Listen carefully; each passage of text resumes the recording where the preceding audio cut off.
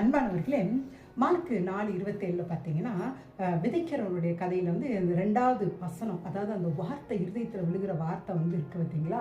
அது வந்து எப்படி அதாவது வசனம் வாக்குத்தத்தம் நம்முடைய வாழ்க்கையில கிரியை செய்யாம இருக்குதுன்னு சொல்லி வந்திருக்குதுங்க. அது எப்படின்னு கேட்டிங்கன்னா, அந்த வாக்குத்தத்த வசனம் வந்து கடவுள் நம்ம பேசுனா நம்ம சந்தோஷமா அதை மற்றவங்களுக்கு ஷேர் பண்ணுறோம். அப்படிதானங்க? நம்ம அப்படி அதை பேசுகிறோம், இது வாழ்க்கையில் நடக்கணும். ஆனால் பேசின உடனே சில காரியங்கள் நடக்கிறதே இல்லை. அப்படிதானங்க? வியாதி பார்த்தா வியாதி இருக்கத்தான் செய்யுது. அப்புறம் கொஞ்ச நாள் கழிச்சுதே பேசத்தான் அது வந்து கரையுது. அப்படிதானங்க? அது கரையுது, அந்த வியாதி போகிற வரைக்கும், அந்த பிரச்சனை தீர வரைக்கும் நம்ம பேசிக்கொண்டே இருக்கணுங்க. ஆனால் அதை விட்டுட்டு ஒரு நாள் பேசி 2 நாள் பேசிட்டா இது நடக்காது அப்படின்னு சொல்லிட்டு போகிறது.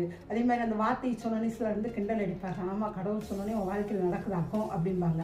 இப்படி அந்த வார்த்தை நிமித்தம் சில வருகிற அந்த பாடுகளுக்கு நம்ம ஒப்பு கொடுக்குறோன்னு வச்சுக்கோங்களேன், அப்போ அந்த வாக்குத்தத்தம் நம்மளோட வாழ்க்கையில் நிறைவேறாதுங்க. எனவே ஒரு ஆண்டவர் ஒரு வார்த்தையை கொடுத்தாருன்னா தொடர்ச்சியாக பிடிச்சு சொல்லிக்கிட்டே இருந்தேன், நிச்சயம் அது வாழ்க்கையை ஜெயிக்குங்க. தேங்க்யூங்க.